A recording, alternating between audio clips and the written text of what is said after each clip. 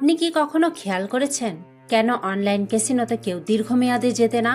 প্রথমে আপনি জিতেন, তারপর ধীরে ধীরে হারতে থাকেন।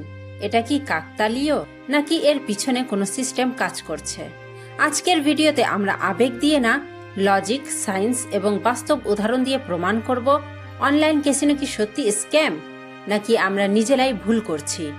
এই ভিডিও শেষে আপনি আর আগের মতো চিন্তা করবেন না।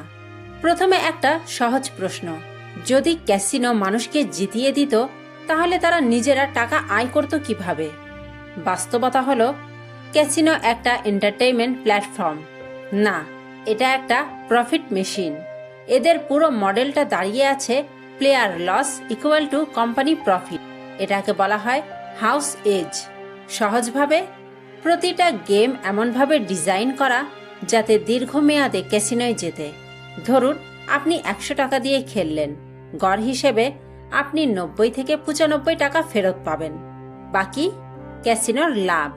এই ছোট ডিফারেন্সটাই সময়ের সাথে বিশাল লস হয়ে দাঁড়ায়। অনেকেই মনে করে সবই ভাগ্য, কিন্তু বাস্তবতা একটু আলাদা। অনলাইন ক্যাসিনোতে ব্যবহৃত হয় আরএনজি, র্যান্ডম নাম্বার জেনারেটর। কিন্তু এখানে একটা গুরুত্বপূর্ণ বিষয়, এই আরএনজি কে নিয়ন্ত্রণ করে? ক্যাসিনো কোম্পানি নিজেই। মানে তারা ডিসাইড করে না আপনি হারবেন না জিতবেন, কিন্তু তারা ডিসাইড করে সিস্টেমের ওভারঅল আউটকাম কি হবে।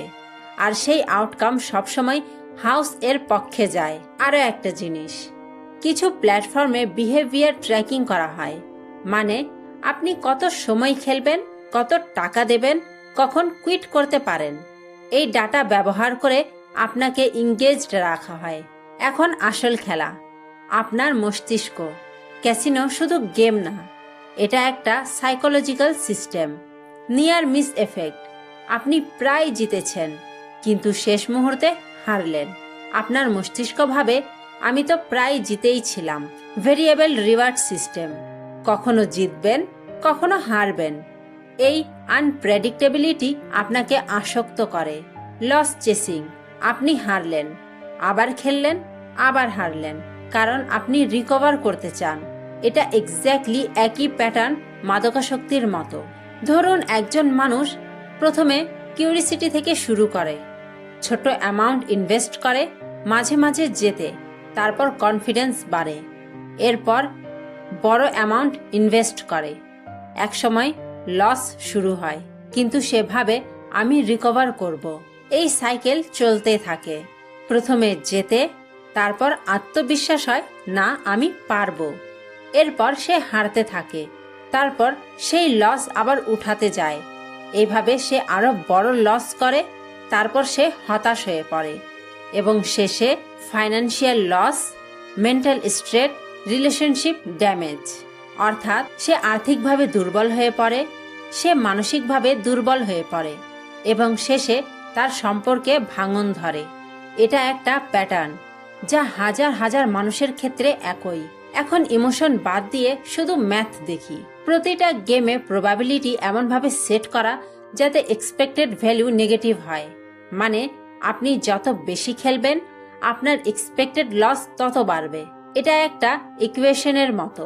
আপনি কিছু সময়ের জন্য জিততে পারেন, কিন্তু দীর্ঘমেয়াদে কখনোই না।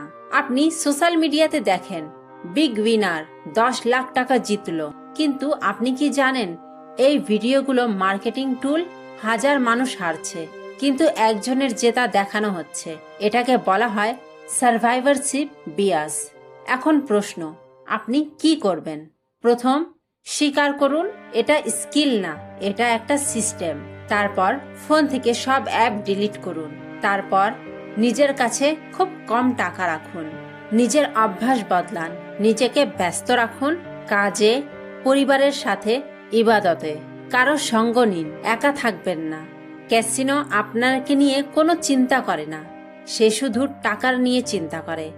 আপনি ভাবছেন আর একবার খেলি, কিন্তু সিস্টেম ভাবছে আর একবার আপনার কাছ থেকে নেই। ডিফারেন্সটা বুঝতে পারছেন? এখন যদি আপনি সত্যিটা বুঝে থাকেন, তাহলে একটা কাজ করুন, আজ থেকে 24 ঘন্টার জন্য জুয়া খেলবেন না, শুধুমাত্র একটা দিন। তারপর কমেন্টে লিখুন আমি পেরেছি।